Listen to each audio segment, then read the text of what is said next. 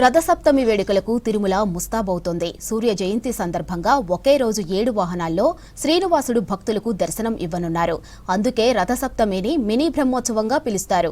ఈ వేడుకను చూసేందుకు లక్షలాది మంది భక్తులు తిరుమలకు తరలివస్తారు. రథసప్తమికి టీటీడీ భారీ ఏర్పాట్లు చేస్తోంది.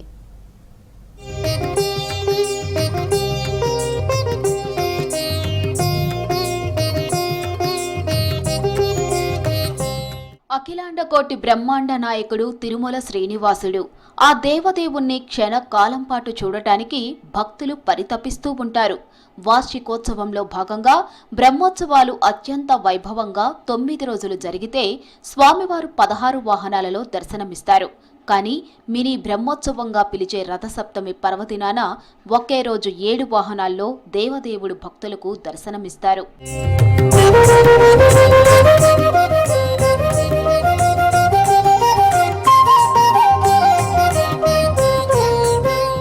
ఒకే రోజు స్వామివారు 7 వేరువేరు వాహనాలపై మాడవీధుల్లో విహరిస్తూ భక్తులకు దర్శనమివ్వడం రథసప్తమి ప్రత్యేకత. అందుకే దీనిని అర్ధ బ్రహ్మోత్సవం అని కూడా పిలుస్తారు. ఉదయం సూర్యోదయ వేళ సూర్యప్రభ వాహనంతో ప్రారంభమై ఆపై వరుసగా చిన్న శేష, గరుడ, హనుమంత, కల్పవృక్ష, సర్వభూపాల వాహనాలపై స్వామివారు భక్తులకు కటాక్షిస్తారు. చివరిగా రాత్రి జరిగే చంద్రప్రభ వాహన సేవతో రథసప్తమి వేడుకలు ముగుస్తాయి. కోట్లాది మంది భక్తుల ఆరాధ్య దైవమైన శ్రీనివాసుడిని ఒకే రోజు ఇన్ని రూపాల్లో దర్శించుకునేందుకు భారీగా భక్తులు తరలివస్తారు. తిరుమల శ్రీవారాలయంలో రథసప్తమి పర్వదినాన్ని పురస్కరించుకొని ఈ నెల 25వ తేదీన అత్యంత వైభవంగా సప్తవాహనాలపైన శ్రీవారికి వాహన సేవలు నిర్వహించబడతాయి. ఈ రథసప్తమి పర్వదినం రోజున విశేషంగా స్వామివారి ప్రాతకాల ఆరాధనలన్నీ పూర్తయిన తర్వాత శ్రీ మలయప్ప స్వామివారు వాహన మండపానికి సూర్యోదయ పూర్వమే వేయించేస్తారు.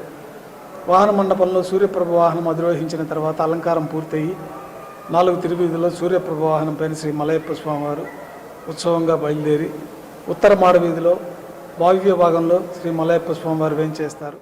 రథసప్తమికి వచ్చే భక్తులకు ఇబ్బందులు లేకుండా టీటీడీ అధికారులు విస్తృత ఏర్పాట్లు చేస్తున్నారు. క్యూ లైన్లు, తాగునీరు, అన్న ప్రసాదాల పంపిణీ కోసం ప్రత్యేక ప్రణాళికలు సిద్ధం చేశారు.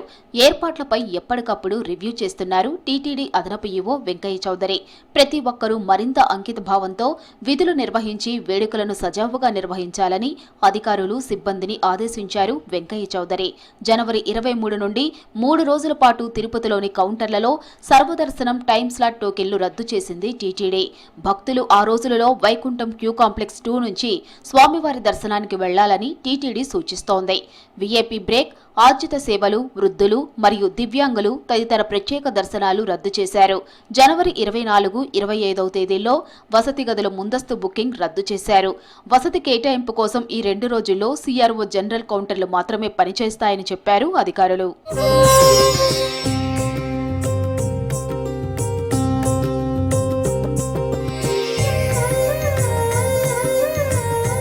మరోవైపు రోజువారీ లడ్డూల తయారీతో పాటు అదనంగా లడ్డూలను బఫర్ స్టాక్ పెడుతోంది టీటీడీ.